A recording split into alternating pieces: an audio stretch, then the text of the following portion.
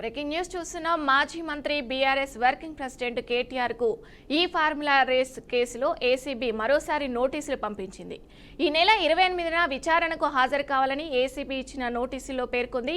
అయితే England, America పర్యటన తర్వాత విచారణకు హాజరవుతానన్న కేటీఆర్ రాజకీయ వేధింపుల్లో భాగంగానే తనకు నోటీసులు జారీ చేశారని ట్విట్టర్ వేదికగా ఆరోపించారు. అయితే దర్యాప్తు సంస్థలకు పూర్తిగా సహకరిస్తారని కేటీఆర్ వెల్లడించారు.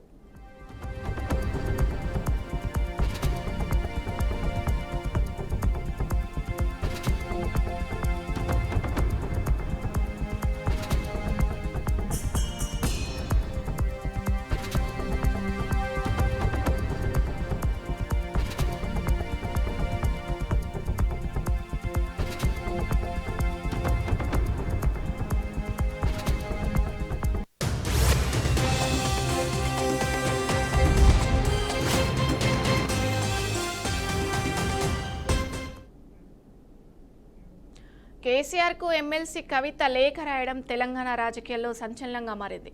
పార్టీలో కొంతమంది దెయ్యాలు ఉన్నారంటూ కవిత చేసిన వ్యాఖ్యలు బీఆర్ఎస్లో దుమారాన్ని రేపాయి. కవిత కొత్త పార్టీ పెడతారని ప్రచారం జరుగుతున్న నేపథ్యంలో బీఆర్ఎస్ ఎంపీ దామోదర్ రావు కవితతో భేటీ అయ్యారు. సుమారు 2.5 గంటల పాటు కవితతో చర్చలు జరిపారు. కేసీఆర్ ఆదేశాలతోనే ఎంపీ దామోదర్ రావు కవితతో భేటీ అయ్యారని సమాచారం.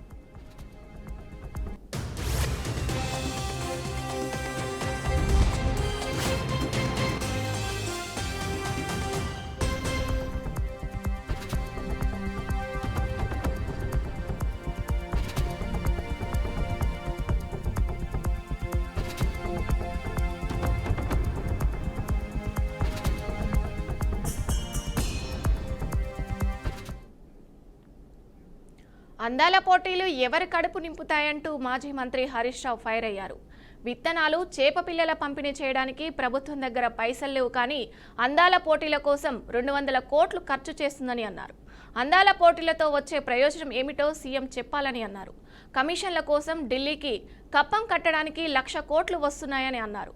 రేవంత్ 1,000 కోట్ల టెండర్లు పిలుస్తున్నారని, ఆ 1,000 కోట్లు ఎవరి జేబులు నింపుతున్నాయని ప్రశ్నించారు.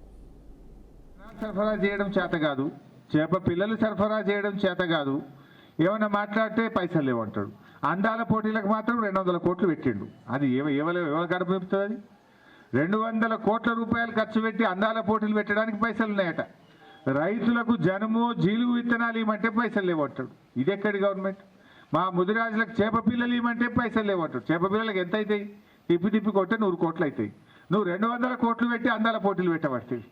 అది ఏ వర్గానికి, ఏ గ్రామానికి, ఏ ప్రజల కడుపు నింపుతుందని నేను అడుగుతా ఉన్నా. ఎవరి కోసం అందాల పోటీలు నిర్వహిస్తున్నావు? దాని ద్వారా ఈ రాష్ట్ర ప్రజలకు వచ్చేది ఏందో ఇవాళ ముఖ్యమంత్రి గారు సమాధానం చెప్పాలి. అంటే ఈ రకంగా తయారైపోయింది వ్యవస్థ. చేయాల్సిన పని చేస్తలేరు. కానీ ఇవాళ రైతులకు రుణమాఫీ చేయమంటే పైసలు లేవంటాడు, రైతు బంధు ఇవ్వమంటే పైసలు లేవంటాడు. కానీ ఇవాళ 1,000 కోట్లు పెట్టి టెండర్లు అయితే పిలుస్తుండు. ఎవరి జేబులు నింపడానికి? కమిషన్ల కోసమా? కేసీఆర్ రైతు బంధు ఇవ్వగలిగినప్పుడు నువ్వు ఎందుకు ఇవ్వలేవు? వానకాలం ఇవ్వపోతివి, యాసంగి ఎగబెట్టివి, 15,000 ఇస్తా అని ఇచ్చే 10,000 కూడా ఇవ్వకపోతివి. కానీ ఇప్పుడు ఏం చేస్తుండు? HMWSలో 10,000 కోట్లతో టెండర్లు పిలిచిండు, GHMCలో 7,000 కోట్లతో టెండర్లు పిలిచిండు, HMDAలో 20,000 కోట్ల రూపాయల పనులకు టెండర్ పిలిచిండు. అదేందో ఫ్యూచర్ సిటీ అని ఆయన భూములు కొనుక్కున్నాడట, ఆడికి 4 లైన్ రోడ్, 6 లైన్ రోడ్ వేస్తా దానికి 4,000 కోట్లు ఖర్చు పెడుతుండు. మరి వీటన్నిటికి పైసలు ఎక్కడికెళ్ళి వస్తున్నాయి? రైతులు అడిగితే లేవు అంటావు, ఉద్యోగస్తులు అడిగితే లేవు అంటావు, మత్స్యకారులు అడిగితే లేవు అంటావు. 1,00,000 కోట్ల రూపాయలతో టెండర్లు పిలిచి పనులు చేస్తున్నాడు. అంటే నీ కమిషన్ల కోసమో, నీ జేబులు నింపుకోవడానికో, ఢిల్లీకి కప్పం కట్టడానికో, కాంట్రాక్టర్ల కోసం మాత్రం నీకు 1,00,000 కోట్ల రూపాయలు వస్తున్నాయి. పేద ప్రజలు అడిగితే, రైతులు అడిగితే, మత్స్యకారులు అడిగితే, మా కుల వృత్తుల వాళ్ళు అడిగితే మాత్రం డబ్బులు లేవని చెప్పి మాట్లాడుతున్నాడు. ఇవాళ ప్రజలకు అన్ని విషయాలు అర్థమవుతున్నాయి. కొందరి బలహీనతలను క్యాష్ చేసుకునేందుకు సమాజంలో బ్లాక్మెయిల్ చేయడం అక్కడక్కడ చూస్తుంటాం. నీ గురించి అన్ని విషయాలు నాకు తెలుసు, వాటిని బయటపెట్టి నీ అంతు చూస్తా అంటూ బ్లాక్మెయిల్ చేయడం సమాజంలో అక్కడక్కడ చూస్తుంటాం. సినిమాల్లోనూ ఇలాంటి సీన్లు చాలానే ఉంటాయి. అయితే ఆర్టిఫిషియల్ ఇంటెలిజెన్స్ AI కూడా తొలిసారిగా ఒక కంప్యూటర్ ప్రోగ్రామ్ డెవలపర్ను బెదిరించిన ఘటన వెలుగులోకి వచ్చింది.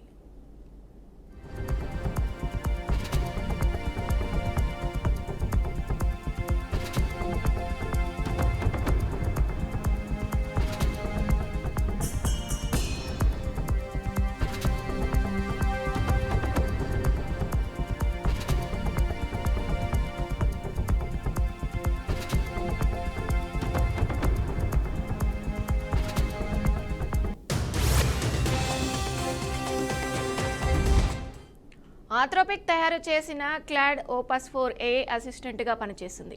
అది ఒక మనిషి మనతో మాట్లాడినట్టుగానే మాట్లాడుతుంది. ప్రశ్నలకు సమాధానాలు చెప్పడం, రాయడం, డాక్యుమెంట్లోని సారాంశాన్ని తెలుసుకోవడం, కోడింగ్ తదితర అంశాలన్నీ చేస్తుంది. ఇటీవల ఈ మోడళ్లను డెవలపర్లు చేయడం చేశారు.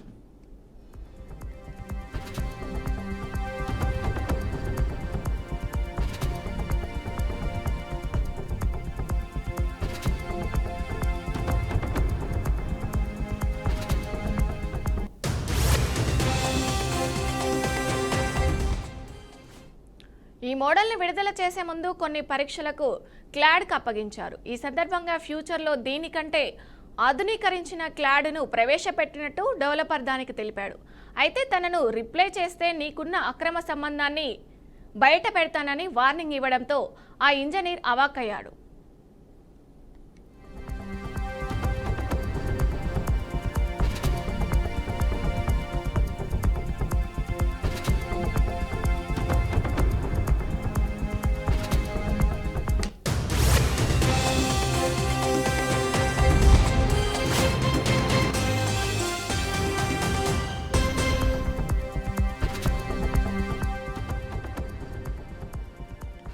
ఆ ఇంజనీర్ తన అక్రమ సంబంధ వ్యవహారాన్ని సిస్టంలో ఫైల్ చేయడమో లేదా ఆన్లైన్లో ఉంచడమో చేయడంతో క్లాడ్ పసిగట్టవచ్చని సాంకేతిక నిపుణులు విశ్లేషిస్తున్నారు. ఏది ఏమైనా సాంకేతిక వ్యవస్థలు మనిషిపై ఆధిపత్యం చెలాయించడం మొదలు పెడితే ఎలా ఉంటుందనే సమస్యకు ఇది నాంది అని పలువురు ఆందోళన చెందుతున్నారు.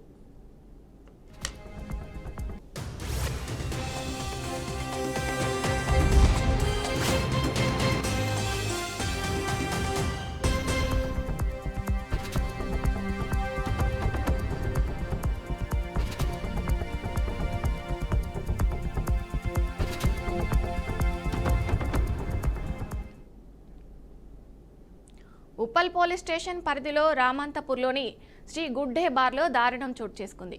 రాత్రి 11 గంటల సమయంలో శ్రావణ్ అనే వ్యక్తి పవన్ కుమార్ను బీర్ బాటిల్తో మోదీ హత్య చేశారు. ఈ ప్రమాదంలో పవన్ కుమార్ మృతి చెందారు. బార్లో హరి, శ్రావణ్ మధ్య ఘర్షణ జరిగింది. ఈ గొడవను ఆపేందుకు ప్రయత్నించిన పవన్ కుమార్పై కూడా శ్రవణ్ దాడి చేశాడు. హరి, శ్రవణ్, పవన్ కుమార్ ముగ్గురు ఒకరినొకరు పరిచయస్తులే. వీరంతా అంబర్పేట ప్రాంత నివాసులుగా పోలీసులు గుర్తించారు. సమాచారం అందుకున్న పోలీసులు ఘటనా స్థలానికి చేరుకొని మృతదేహాన్ని గాంధీ మార్చురీకి తరలించారు. నిందితుల్ని అరెస్ట్ చేసి విచారణ చేపట్టారు.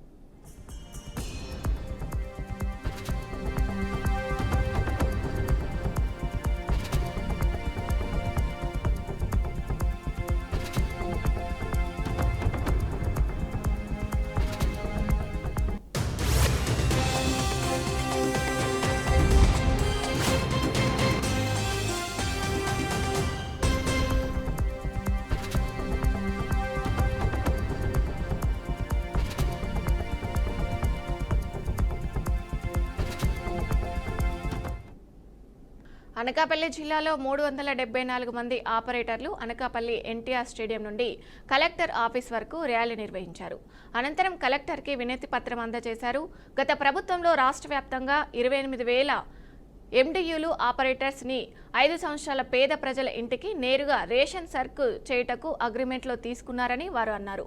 అప్పటి నుంచి ప్రజలకు నేరుగా ఇంటి దగ్గరకే రేషన్ సప్లై చేసే వాళ్ళమన్నారు. కరోనా కష్టకాలంలో కూడా తమ కుటుంబాలను వదిలి ప్రజలకు సేవ అందించామని చెప్పారు. మొన్న కూటమి ప్రభుత్వం ఏర్పడ్డాక విజయవాడ వరద బాధితులకు సేవ చేసే విషయంలో కూడా ఈ ప్రభుత్వం తమ సేవలను వినియోగించుకున్నారన్న, ఇంకా 18 నెలలు కాల పరిమితి ఉన్నప్పటికీ కక్షపూరిత చర్యలుగా ఈ గవర్నమెంట్ తమపై కక్ష సాధించి తమ కుటుంబాలు రోడ్డున పడేలా ప్రవర్తించడం దారుణమని ఆవేదన వ్యక్తం చేశారు. తక్షణమే జీవో నెంబర్ 5ను రద్దు చేసి తమను విధుల్లో మరలా తీసుకోవాలని వారు డిమాండ్ చేశారు.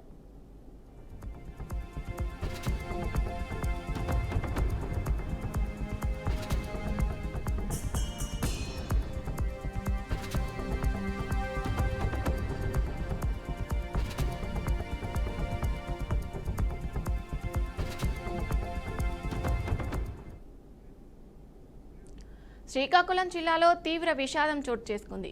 కంచిలి మండలం చిలోపుట్టుగ గ్రామంలో కరెంటు తీగలు తగిలి 3 మరణించారు. మరో 2 పరిస్థితి తీవ్ర విషమంగా ఉన్నట్లు సమాచారం. విషమంగా ఉన్న 2ని ఒడిశా బెర్హంపూర్ ఆసుపత్రికి తరలించి చికిత్స అందిస్తున్నారు. గ్రామంలో సింధూపురాణి ఉత్సవాలు జరుగుతున్న నేపథ్యంలో ఈ ఘటన జరగడంతో గ్రామస్తులు ఆందోళనకు గురయ్యారు. స్థానికులతో సమాచారం అందుకున్న సోంపేట సిఐ మంగరాజు, కంచిలి ఎస్ఐ పారీనాయుడు ఘటనా స్థలానికి చేరుకొని పరిశీలించారు. ఘటనకు సంబంధించి గ్రామస్తులను అడిగి వివరాలు తెలుసుకున్నారు.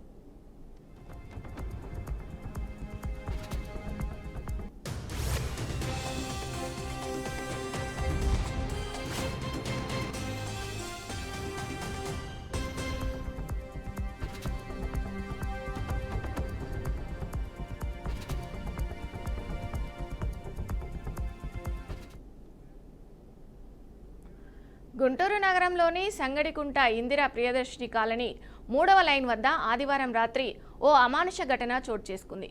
స్థానిక మురుగు కాలువలో అప్పుడే పుట్టిన ఓ నవజాత శిశువు మృతదేహం కనిపించింది. స్థానిక నివాసి జగన్ ఇచ్చిన ఫిర్యాదు మేరకు లాలాపేట పోలీసులు సంఘటన స్థలానికి చేరుకున్నారు. పోలీసుల ప్రాథమిక పరిశీలనలో మృతదేహం కాలువ నీటిలో కొట్టుకువచ్చినట్లు గుర్తించారు. మృతదేహాన్ని స్వాధీనం చేసుకున్న పోలీసులు పోస్టుమార్టం నిమిత్తం గుంటూరు ప్రభుత్వ ఆసుపత్రికి తరలించారు. ఈ ఘటనకు సంబంధించి పోలీసులు కేసు నమోదు చేసి దర్యాప్తు ప్రారంభించారు. నవజాత శిశువు మరణానికి గల కారణాలు, ఈ ఘటన వెనుక ఉన్న వాస్తవాలను ఆరా తీసేందుకు పోలీసులు విస్తృతంగా దర్యాప్తు చేస్తున్నారు. ఈ ఘటన స్థానికుల్లో తీవ్ర కలకలం రేపింది.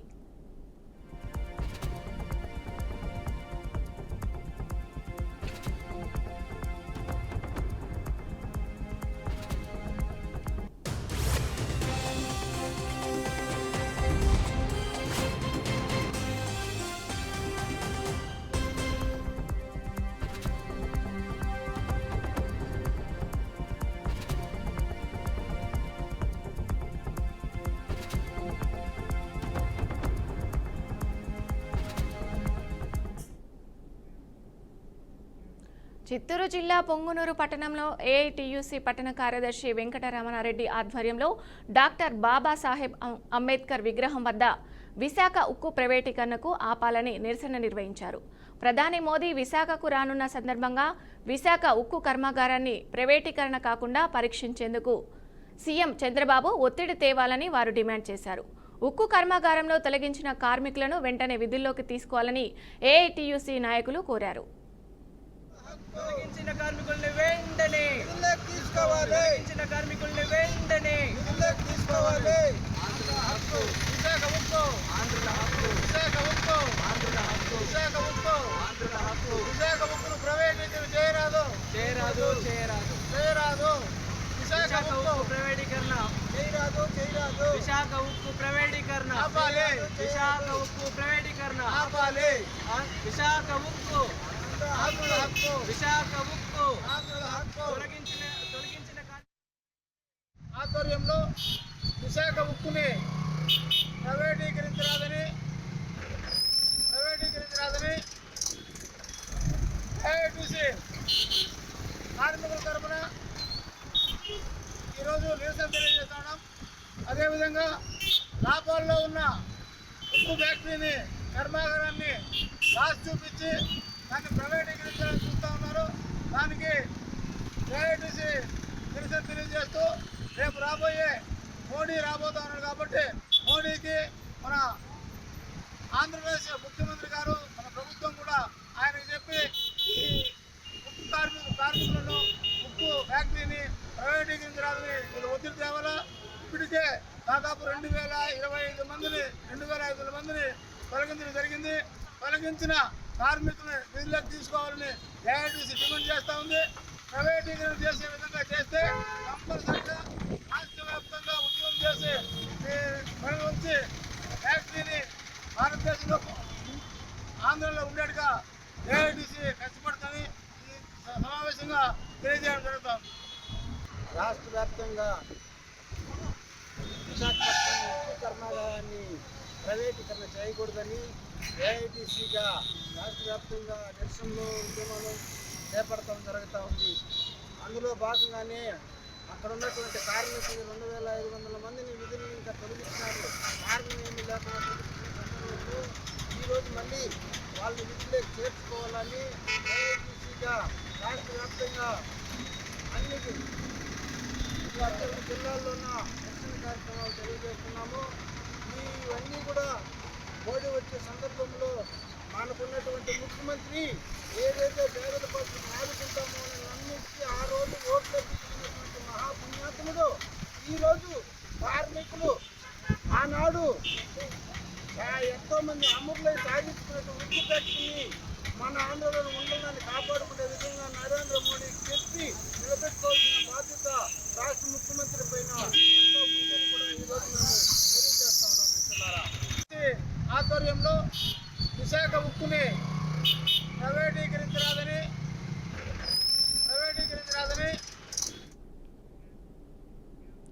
రెండు తెలుగు రాష్ట్రాల్లో థియేటర్ల యాజమాన్య సమస్యలు, బంద్ ప్రకటనల నేపథ్యంలో ప్రముఖ నిర్మాతలు ఒకరొకరుగా స్పందిస్తున్నారు. తమపై వస్తున్న ఆరోపణలకు వివరణ ఇచ్చే ప్రయత్నం చేస్తున్నారు. నిర్మాత అల్లు అరవింద్ తనకు తెలంగాణలో కేవలం ఒకే ఒక్క థియేటర్, ఆంధ్రప్రదేశ్లో 15 థియేటర్లు మాత్రమే ఉన్నాయని వెల్లడించారు.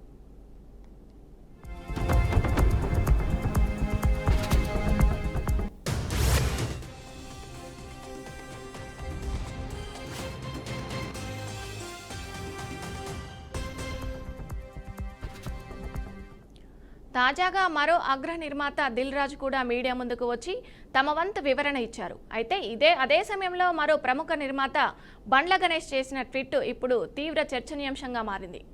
ఆస్కార్ నటులు కమల్ హాసన్లు ఎక్కువైపోయారు, వీళ్ళ నటన చూడలేకపోతున్నామంటూ బండ్ల గణేష్ తన ఎక్స్ ఖాతాలో పోస్ట్ చేశారు. ఆయన ఈ వ్యాఖ్యలు ఎవరిని ఉద్దేశించి చేశారనే దానిపై స్పష్టత లేనప్పటికీ దిల్ రాజ్ ప్రెస్ మీట్ జరుగుతున్న తరుణంలో ఈ ట్వీట్ రావడం ప్రాధాన్యతను సంతరించుకుంది. దీంతో నెటిజన్లు పలు రకాలుగా స్పందిస్తున్నారు.